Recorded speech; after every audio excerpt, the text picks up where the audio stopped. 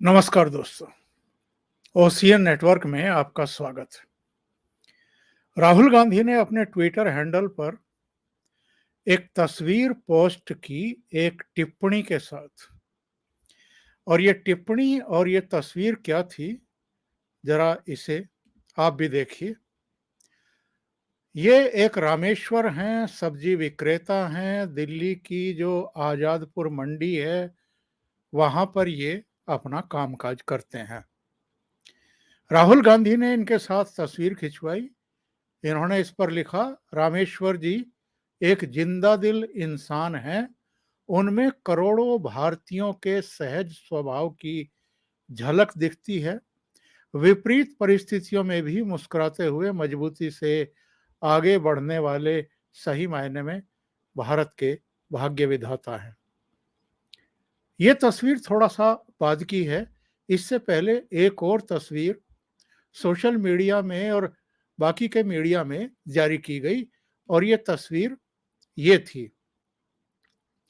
राहुल गांधी सोनिया गांधी के आवास में रामेश्वर के साथ बैठकर के भोजन कर रहे हैं डाइनिंग टेबल पर। अब रामेश्वर एक गरीब आदमी है, वो कभी डाइनिंग टेबल पर बैठ करके उसने भोजन भी किया होगा, इसमें भी संदेह है। गरीब किस तरीके से भोजन करते हैं शायद गांधी परिवार को पता भी नहीं होगा।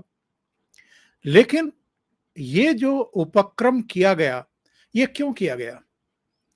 पिछले दिनों इसी रामेश्वर की एक वीडियो वायरल हुई थी और उसमें ये कह रहा था कि सब्जी इतनी महंगी है, टमाटर वगैरह सारी चीजें, कि मेरे पास इतने पैसे भी नहीं हैं कि मैं यहाँ से सब्जी खरीद करके और खुले मार्केट में जाकर के बेच सकूं और दो पैसे कमा सकूं। उसमें ये थोड़ा इमोशनल भी दिखाई दिया। तो उस वीडियो को जानबूझ करके वायरल कराया गया, जम करके वायरल कराया गया। और आजकल किसी वीडियो विशेष को किस तरीके से जो आईटी सेल होती हैं और जो इनके पेड लोग होते हैं, ग्रुप्स होते हैं, वो किस तरीके से वायरल कराते हैं, ये किसी से दबा छिपा नहीं है। उस वीडियो के वायरल होने के बाद राहुल गांधी सब्जी मंडी पहुंच गए, लेकिन उस दिन रामेश्वर मिला नहीं। तो उन्होंने वहां मैसेज वैसेज भी छोड़ा कि मैं तो रामेश्वर से मिलने के लिए आया था, जानने के लिए आया था कि कितनी तकलीफों में आप लोग हैं। मतलब सब्जी विक्रेता कितनी तकलीफ में हैं ये जानने के लिए गए थे। जो सब्जी खरीदते हैं वो तकलीफ में हैं या खुश हैं, इससे उनका कोई लेना देना नहीं था। अब इनके लिए काम आसान किया लल्लन टॉप ने। ये इंडिया टुडे ग्रुप का एक पोर्टल है और इस पर तमाम तरह के वीडियो, खबरें वगैरह चलती रहती हैं। उन्होंने रामेश्वर को किसी तरीके से ढूंढा और उसके बाद राहुल गांधी से उसकी मुलाकात भी सुनिश्चित करा दी। अब आप जरा सोच लीजिए कि नरेंद्र मोदी का एक्चुअल जो विरोध कर रहा है वो कौन कर रहा है? लुटियन मीडिया का एक बड़ा हिस्सा है जो नरेंद्र मोदी के खिलाफ हवा बनाता रहता है, मुद्दों को उछालता है। उसके बाद ये जो कांग्रेस है, दूसरे विपक्षी दल हैं, वो उसको लपकते हैं और फिर उस चीज को आगे बढ़ाते हैं। यानी ये मोदी विरोधी मीडिया की बी टीम है जो बाकी के विपक्षी दल हैं। बहरहाल रामेश्वर के साथ तो इन्होंने भोजन करते हुए फोटो खिंचवाए, फिर बाहर फोटो खिंचवाया, बताया कि वो तो बड़ा जिंदा दिल इंसान है। इसके बाद एक ट्वीट आया अमित मालवीय का, ये भारतीय जनता पार्टी के आईटी सेल के प्रमुख हैं। इन्होंने लिखा कि कैसे एक गरीब की व्यथा को राजनीति के लिए इस्तेमाल किया जाए, ये कोई गांधी परिवार से सीखे। कुछ दिन पहले सोशल मीडिया पर वायरल हुए आजादपुर मंडी के रामेश्वर जी के वीडियो को लेकर राहुल गांधी ने राजनीति की। फिर उन्हें लल्लन टॉप की टीम ने खोज निकाला। लल्लन टॉप से इंटरव्यू के दौरान रामेश्वर जी कहते हैं कि उन्हें सोशल मीडिया के बारे में तो कोई जानकारी ही नहीं है, लेकिन खुद राहुल गांधी से मिलने की बात भी कहते हैं। क्या उन्हें यह कहने के लिए किसी ने कहा, आज हिंदुस्तान में कांग्रेस पार्टी के गुर्गों को छोड़ करके राहुल गांधी से कौन मिलना चाहता है? और फिर तुरंत ही राहुल गांधी, जो अपनी पार्टी के वरिष्ठ नेताओं से भी नहीं मिलते, रामेश्वर जी से मिलते हैं। ये सब सिर्फ संयोग है या फिर रामेश्वर जी नई कलावती हैं? एक और गरीब का सम्मान राहुल गांधी की सत्ता सुख के भेंट चढ़ गया।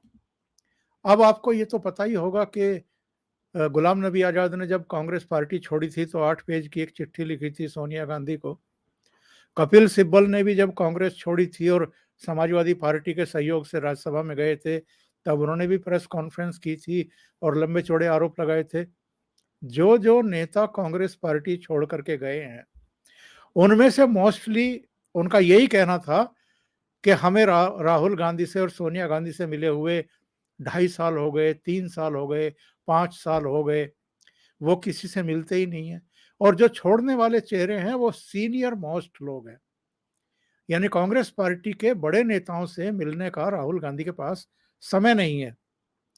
और आजकल ये ऐसे खेतों पर काम करने वाले किसानों की जो महिलाएं हैं, उनसे सब्जी मंडी में काम करने वाला कोई सब्जी विक्रेता, उससे, इसके अलावा जो कन्याकुमारी से कश्मीर तक की इनकी यात्रा थी, उसमें भी ढूंढ करके ऐसे लोगों को लाया जाता था वीडियोग्राफी के लिए, फोटोग्राफी के लिए, जो समाज के अलग अलग वर्गों का प्रतिनिधित्व करते हैं।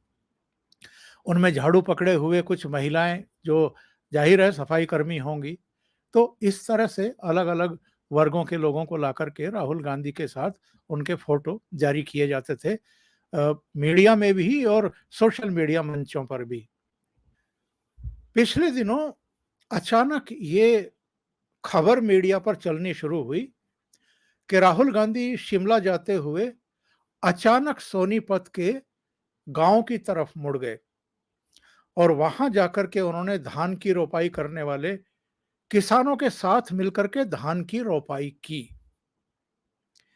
अब जब वो वीडियो देखे गए, जब वो फोटोग्राफ देखे गए वहां के, तो बिल्कुल साफ हो गया कि ये पूर्व नियोजित कर्मकांड था, क्योंकि इनके कॉलर पर माइक लगा हुआ था और ये जिनके साथ खड़े होकर के बात कर रहे थे, उनको भी माइक की जद में लिया गया।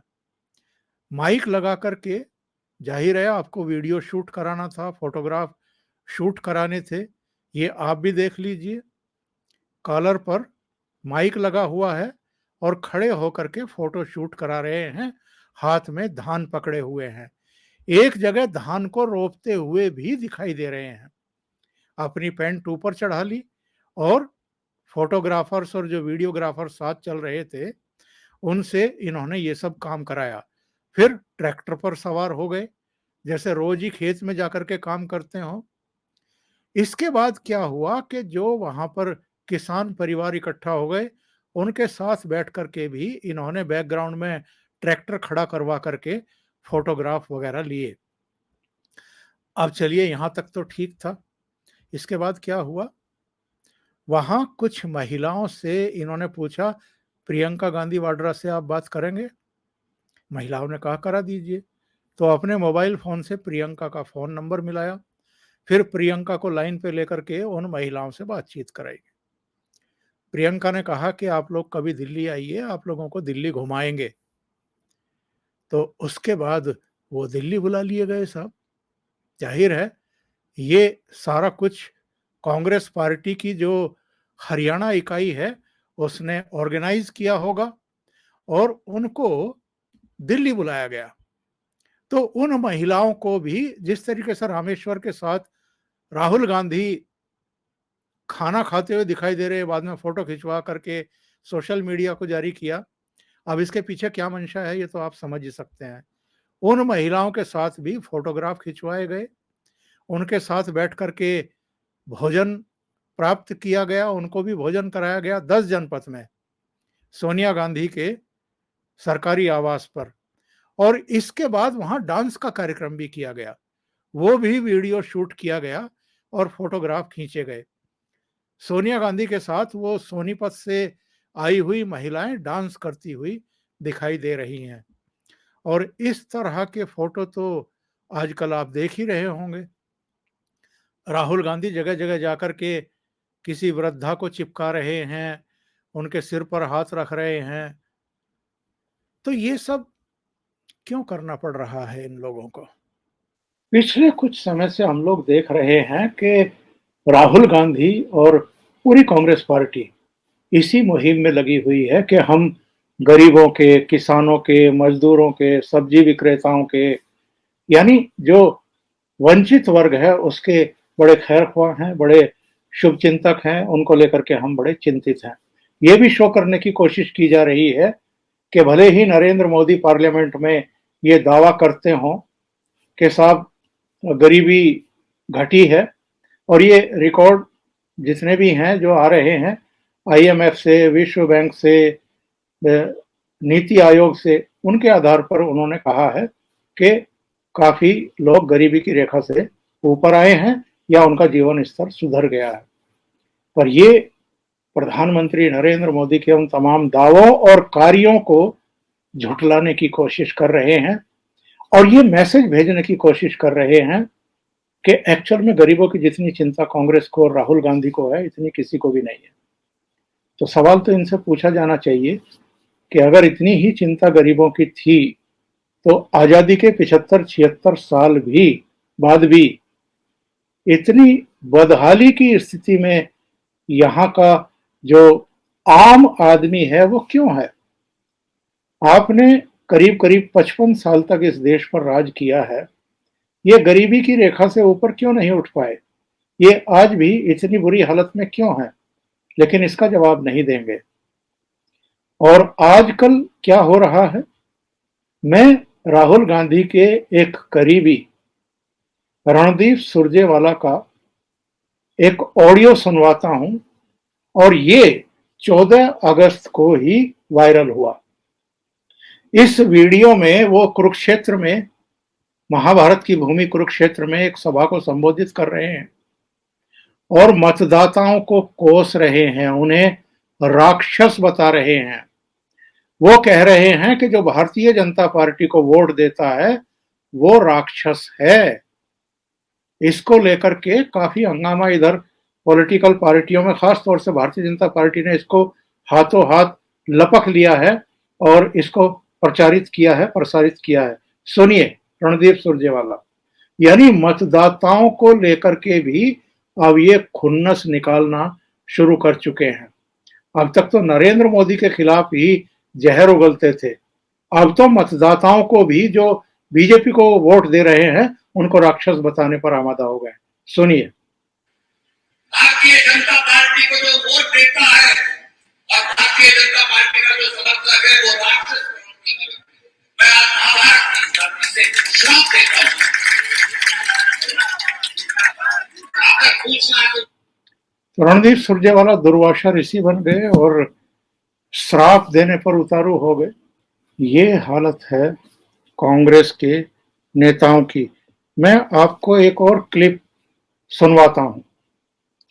ये प्रधानमंत्री नरेंद्र मोदी ने टिप्पणी की थी। ये जो आजकल जा रहे हैं ना, ये खेतों में माइक लगा करके और वहां वीडियो और फोटो शूट कराते हैं, उसी पर प्रधानमंत्री नरेंद्र मोदी ने पार्लियामेंट में अविश्वास प्रस्ताव पर हुई बहस का जवाब देते हुए ये टिप्पणी की थी। सुनिए जरा। जैसे आजकल खेतों में जाकर के वीडियो शूट होता है, मालूम है ना, खेतों में जाकर के वीडियो शूट होता है। नरेंद्र मोदी ने भी इनकी असलियत खोली पार्लियामेंट के भीतर। तो ये जो आजकल गरीबों के प्रति इनका अनुराग, इनका प्यार, इनका समर्पण, इनकी चिंता दिखाई दे रही है, मैं तो यही कहूंगा कि इस परिवार को नरेंद्र मोदी ने कहां ला करके खड़ा कर दिया है, जरा गंभीरता से सोचिए। अगर इन्होंने देश की वास्तव में सेवा की होती, गरीबों की, किसानों की, वंचितों की, जो सर्वहारा वर्ग है उनकी चिंता की होती तो कांग्रेस इस दशा को प्राप्त नहीं होती कि 2014 में भी इनको नेता प्रतिपक्ष के पद के लायक भी नहीं छोड़ा देश की जनता ने, और 2019 में भी नहीं छोड़ा। अभी के लिए इतना ही। बहुत बहुत धन्यवाद। अगर आपको ये चैनल और इसके कंटेंट पसंद आ रहे हैं तो लाइक करें, कमेंट करें, वीडियो को शेयर भी करें। अभी तक अगर आपने ये चैनल सब्सक्राइब नहीं किया है तो सब्सक्राइब कर लें और साथ में लगे बेल आइकॉन को दबा दें ताकि आगे आने वाले वीडियो और उनके नोटिफिकेशन आप तक पहुंचते रहें। बहुत बहुत धन्यवाद। नमस्कार।